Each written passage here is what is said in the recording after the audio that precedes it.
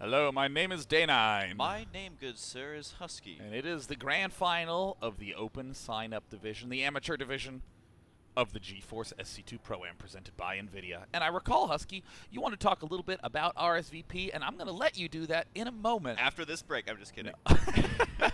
I actually wanted to remind everyone of the finals format. Yes. Xenix Hack came from the lowers bracket and had to win 2 best-of-3s to take the championship, that 2,200 first-place prize. But he's only won the first best-of-3. He must win 2 in a row. RSVP from Complexity only needs to win 1 best-of-3. So even though he lost the first one, if he wins this one, that 2,200 in cash and hardware is all his. Yeah, so one thing I wanted to mention about RSVP, and maybe get your opinion on it, Sean, is we saw him go a very similar style in both games, and it just got completely crushed. He was trying to get the super early Colossus off of the 2 base while attempting to secure a 3rd. So is that going to be a powerful build order moving forward? Because I feel like Hack has that number. He's like, if you do that, I'm going to do this, and I'm going to win easily. So I'm thinking for RSVP, he's going to change it up in this series. What are your thoughts on that, Sean? Yeah, you know, Xenix Hack seems to have a great sense of how to manage that late-game aggression. With all the dropping, all the repositioning, RSVP looks like he has some solid build orders and some great ideas behind his play. But in terms of just the overall in-game management, where do I put my units? How do I deal with these drops? That RSVP was lacking. And I'm actually curious, is he going to stick to his standard play? Is he going to go for more Zealot Archon, or is he going to bust out some sort of holy crap, I don't want to lose, oh god kind of play? And it looks like, RSVP is going to scout Xenix Hack, who is doing this aggressive wall-off at the front. This is almost always a sign of a fast command center.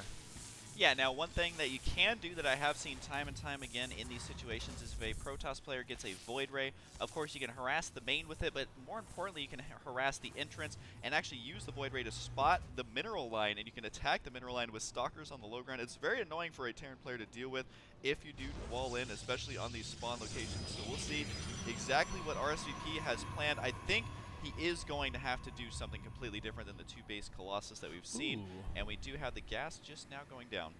RSVP already getting a little bit excited. He's getting the Gitchy. And what is this probe doing? Uh-oh. Oh, we don't see any pylon getting built yet. He could be positioning here to do kind of a back scout. Nope, there's the pylon. No, it's not the pylon. That's not where it needs to go here. And it looks like a lot of times you hide the probe to try to poke and see if there's an expand going down because Terrans can secure this watchtower, but no, it looks like he is going to be hiding something. And the first Stalker is getting chrono boosted out, and RSVP has consistently been crazy aggressive with his chrono boosting on those early Stalkers to get a ton out very fast. Yeah, and then he uses that to get that map control. Now, you do take a little bit of an economic hit, but you can see exactly what your opponent is doing. Oh, a Stargate on this map, and in that positioning, that's actually really, really good. I'm assuming he's going to be getting a Void Ray out of there. That would be the logical choice. And again, Void Rays on this map in these spawn locations are so powerful, because not only can you charge it on their wall, Sean, you can also charge it on that neutral depot, and it's so difficult for a Terran player to deal with. So it's really, really smart for RSVP to do this build on this map. I like where this is headed. That's actually a great point that you can charge up on this neutral depot. It's so funny because they implemented this neutral depot so that way, you know, you couldn't wall in a Zerg with cannons or bunkers, but now all of a sudden it's a tool in a matchup that doesn't even involve a Zerg anymore. That Void Ray charge up is very, very strong on maps like Zelnaga because the obvious rocks, but only on like half the versions of Metalopolis is this depot here. Yeah, and there's the Void Ray on the way right now. How many gateways did RSVP add on? He's got look at this, just only 2. one more. A lot of times you will see 3 gates out of this. Yeah. The scan for Hack sees that there's not a lot going on in this base, so he's got to be wondering what's headed my way. He may assume that it's something like a Void Ray. That's why he's got the bunker. He's got another bunker on the way as well. So I think he knows what's headed his way because he does have a bunker position right there behind the mineral line to try and prevent that exact thing I was talking about. Is it going to be enough, though? Because bunkers do take a very long time to create. At the very least, these 2 depots are dead in the water. There is no way to keep these things alive given this position, but it looks like RCP's is going straight for the back door right off the bat, and it looks like he'll pick off 1, 2 Marines. If he can get a 3rd one, that would be unbelievable. But it looks like Xenix Hack does manage to load back up into the bunker. RSVP has some big decisions to make. What does he want to end up picking off? It looks like going straight for the depot. Xenix hack does have a starport up, but he was not able to start a Viking there. It finally starts, and he does manage to get it down before getting supply block. And look at that extra depot being planted as well.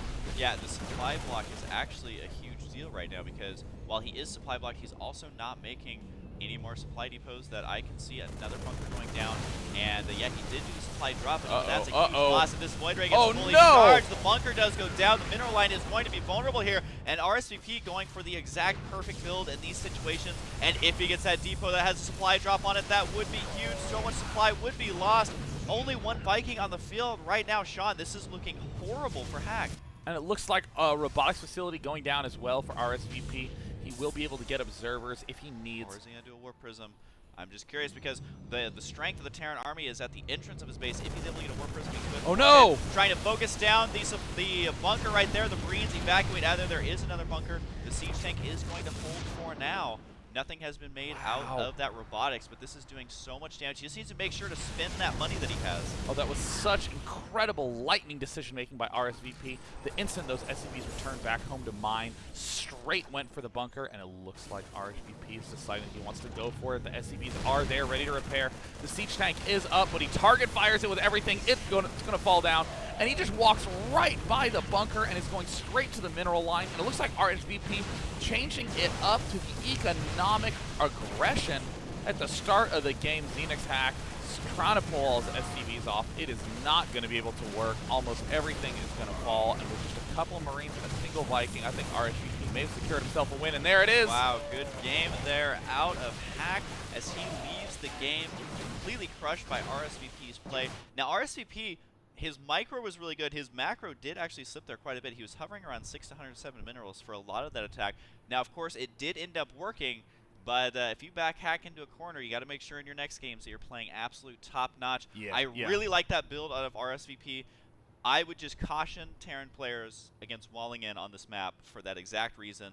I think that the Void Ray play on this map is much more powerful than on most of the other maps. Oh, yeah. And one thing that I love so much about RSVP's play, he was non-stop building probes. If you go for that 3-gate, you're effectively all in. Yeah. He went for the 2-gate. He had a little bit of extra money, judged that a Banshee could kill him, made the safe decision to get the Observer, still made probes, and was going to be able to set up an expansion. So even if Xenix hack did repel that attack, he would have had an economic follow-up in the late game. So very good long-term thinking there by RSVP. All right, now RSVP, overall the score is 2-1, but that doesn't matter right now, Sean, because it is the last best of 3 in this series. So if RSVP takes the next game, he is going to indeed get that first place prize. Of course, Hack will get second. So we're going to see if this closes out in the next game. I'm Husky. I'm Day 9. Match point coming up right after this.